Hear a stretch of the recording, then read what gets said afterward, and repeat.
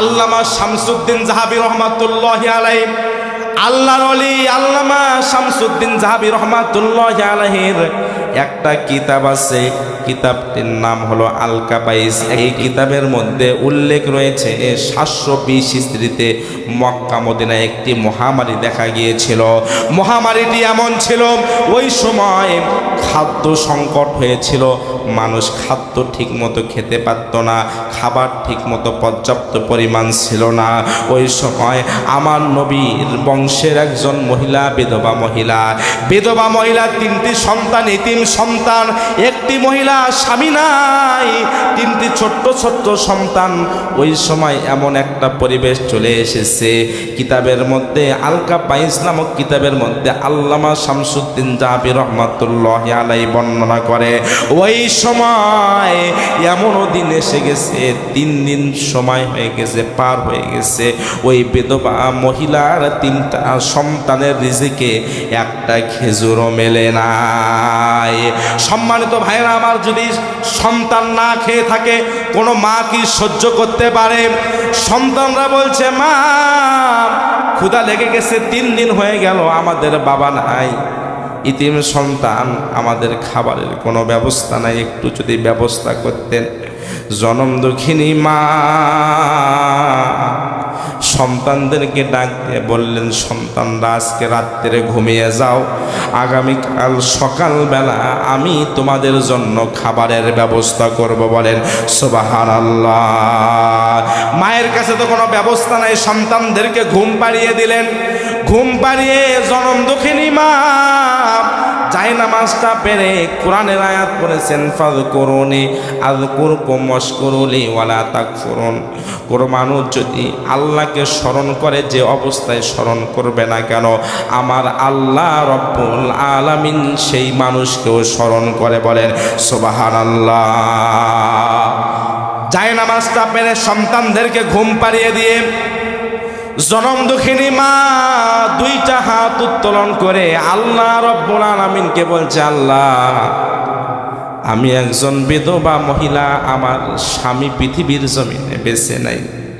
একটা বিধবা মহিলার যে কষ্ট, এটা একজন বিধবা মহিলাই বলতে পারে, কারণ যে মহিলার স্বামী নেই সেই মহিলার পৃথিবীতে কোনো দাম নাই। কথা বলেন ঠিক কিনা? ডাক দিয়ে বলছে, আল্লাহ আপনার নবীর মাও বিধবা ছিলেন, আমি একজন বিধবা মহিলা, নবীর বংশের একজন মহিলা, 3 দিন হয়ে গেছে, আল্লাহ আমার সন্তানদের রিজিকে একটা খেজুরের দানা পর্যন্ত তাদের রিজিকে মেলে নাই। আমি জনম দুঃখিনী মা, সন্তানের দিকে, চেহারার দিকে আমি তাকাইতে পারি না। আল্লাহ আমার সন্তানদের আমার প্রয়োজন নাই, ওই সন্তানদেরকে কথা দিয়েছি আগামীকাল সকালবেলা তোমাদেরকে খাবার দেব, কিন্তু আমি জানি রিজিকের মালিক হলো আপনি, আপনি ছাড়া খাবার দেওয়ার মালিক কেউ নাই রব্বুল আলামিন।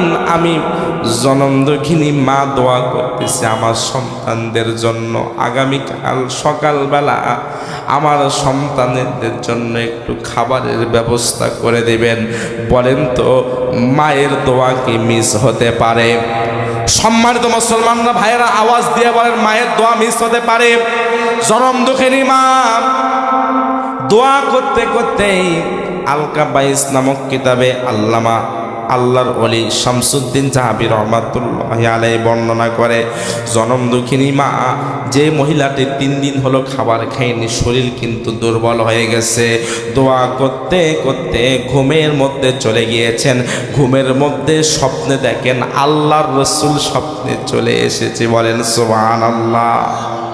যেই 2টা চোখ আল্লাহ রসুলকে স্বপ্ন দেখেছে, আরে কত ভাগ্য তার, যেই 2টা চোখ আল্লাহর রসুলকে স্বপ্ন দেখেছেন, ওই 2টা চোখ কোনোদিন জাহান্নামে যাবে না।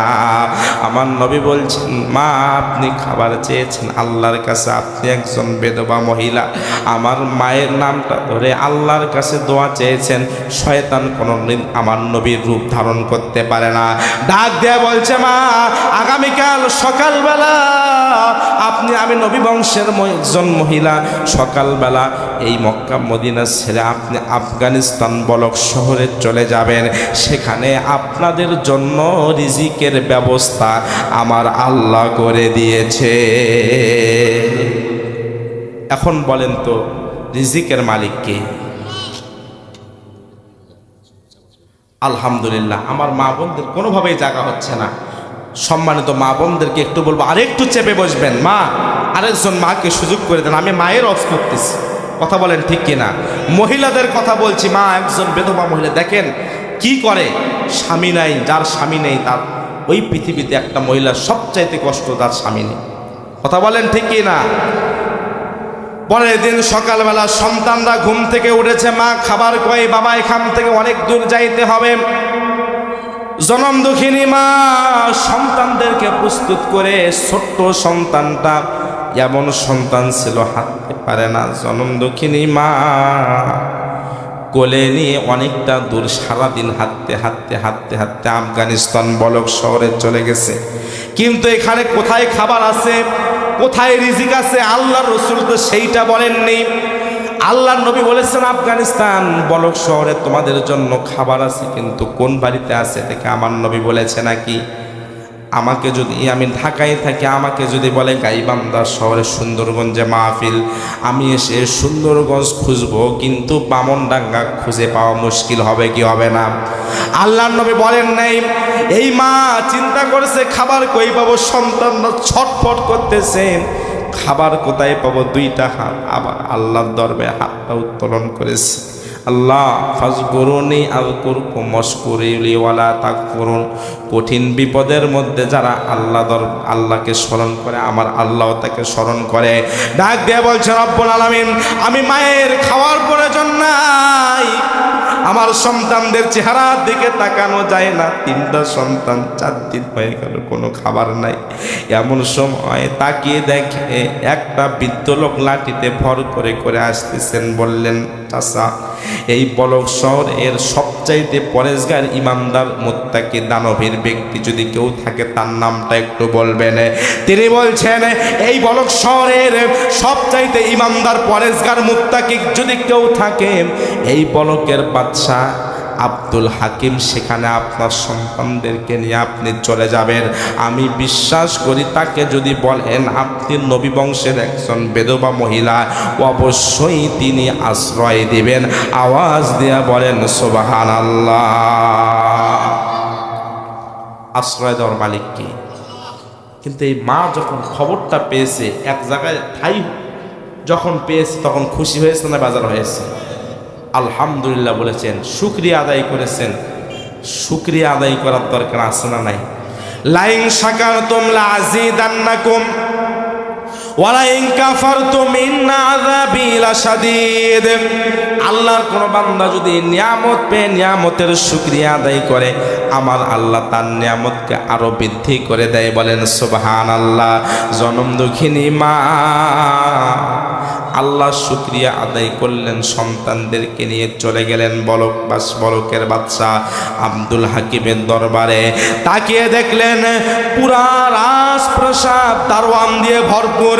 গেটের সামনে যে দারোয়ানটি রয়েছে, ওই দারোয়ানকে বললেন, বাদশাহ আব্দুল হাকিমকে গিয়ে বলবেন, আপনার রাজপ্রাসাদের সামনে এমন একটি মহিলা দাঁড়িয়ে আছে, বিধবা একজন মহিলা, 3টা ইতিম বাচ্চা নিয়ে দাঁড়িয়ে আছে, নবীর বংশের একজন মহিলা এসেছে মক্কা মদিনা থেকে। দারোয়ান চলে গেল, গিয়ে বলল, বাদশাহ আব্দুল হাকিম, আপনার দরজার সামনে, গেটের সামনে, রাজপ্রাসাদের সামনে এমন একজন দাঁড়িয়ে আছে, যিনি দাবি করছেন তিনি নাকি নবীর বংশের একজন মহিলা, 3টা ইতিম সন্তান নিয়ে বিধবা একজন মা দাঁড়িয়ে আছেন।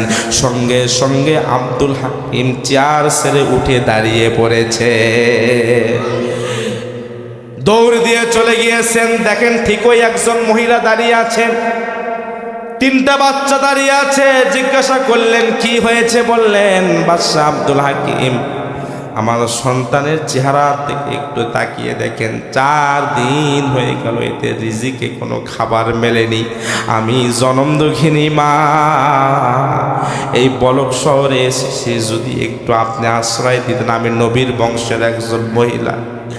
বাদশাহ আব্দুল হাকিম প্রশ্ন করলেন, আপনি যে নবী বংশের মহিলা, তার কি কোনো প্রমাণ আছে নাকি? না না, কোনো প্রমাণ তো আমি সাথে আনি নাই। আহারে, শুনলে অবাক হয়ে যাবেন। পাষাণ হৃদয় এই বাদশা ঘাট ধাক্কা দিয়ে তিন বাচ্চাকে বের করে দিল। ওই মাটাকে বের করে দিল, কোনো প্রমাণ নাই, হয়তো মিথ্যা বলেছ। জনম দুঃখিনী মা, মায়ের সামনে যদি সন্তানকে কেউ আঘাত করে, মায়ের এইটা সহ্য হয় না। কথা বলেন ঠিক কিনা? মায়ের সম্মান এতই বেশি, মায়ের দাম এতই বেশি।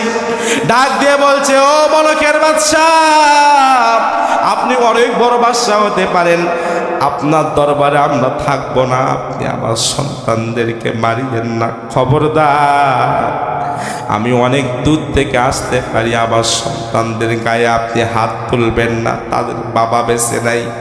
আর আমার রাসূল তো বলেছেন, কোন ইতিম বাচ্চার মাথার উপরে যদি আপনি হাত দেন, হাতের নিচে যত চুল থাকবে সেই চুল পরিমাণ সওয়াব আল্লাহ আপনার আমল নামায় দিয়ে দিবে। আমার নবী ইতিম ছিলেন, আমার নবী ইতিমদেরকে ভালোবাসতেন। আল্লাহু আকবার।